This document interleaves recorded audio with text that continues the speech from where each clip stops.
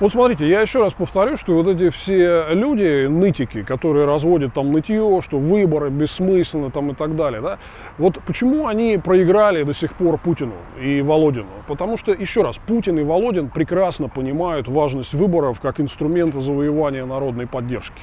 Вот как они носятся сейчас со всей этой агитацией на единороссовских праймерис.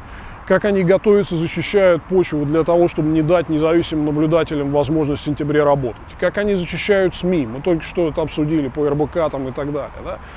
В это время, на мой взгляд, это должно для оппозиции стать основанием как-то все-таки мобилизоваться и противопоставить этому что-то. Да, конечно, это очень трудно. Конечно, админресурс, конечно, фальсификации. Но мы в предыдущие годы имели, во-первых, массу свидетельств того, что все это ограниченно работает.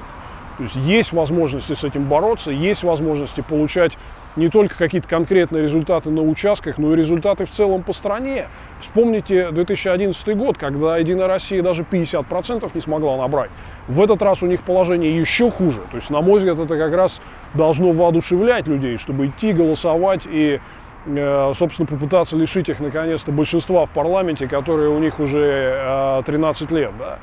И вот я видел очень хорошее интервью Льва Шлосберга у вас. Он правильно говорит о том, что есть масса примеров того, что даже там небольшая группа независимых людей в парламенте и в каких-то других представительных органах, да, он был один депутат. У нас есть пример Бориса Немцова в Ярославле, да, когда небольшая группа людей может раскачать эту всю систему так, что они реально будут вынуждены реагировать, на цыпочках ходить и что-то делать для того, чтобы все-таки жизнь людей стала лучше, да. В конце концов, вспомните опыт Венесуэлы.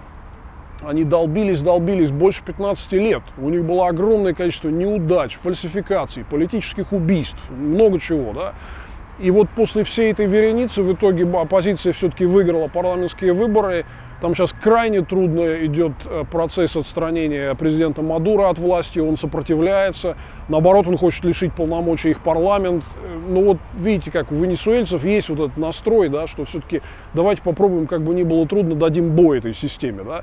Я все-таки хотел бы увидеть такой же настрой у наших людей, потому что если мы будем сидеть на диване и выть, то в это время все другие сделают себе на выборах такой результат, как надо, а мы так и будем у разбитого корыта. Нельзя этого допустить. И, конечно, надо выйти к людям для того, чтобы эту альтернативу показать. Сказать, вот мы есть. Есть хорошие кандидаты, хорошие команды, хорошие партии, которые могли бы управлять страной по-другому, могли бы помочь вывести страну из тупика. Да? Фальсификации, еще раз, это второй вопрос, и за защиту голосов на выборах обязательно надо бороться. Да?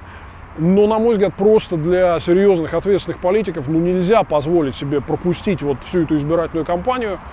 Получится в результате так, что люди скажут, ну а где же это та самая оппозиция? Опять никого нет, кроме старых партий. Мы не можем этого допустить. Мы должны показать себя лицом. Мы должны показать людям, что альтернатива есть. И вне зависимости от борьбы за защиту голосов, от борьбы с фальсификациями, к людям надо выходить. И выборы единственная для этого реальная возможность.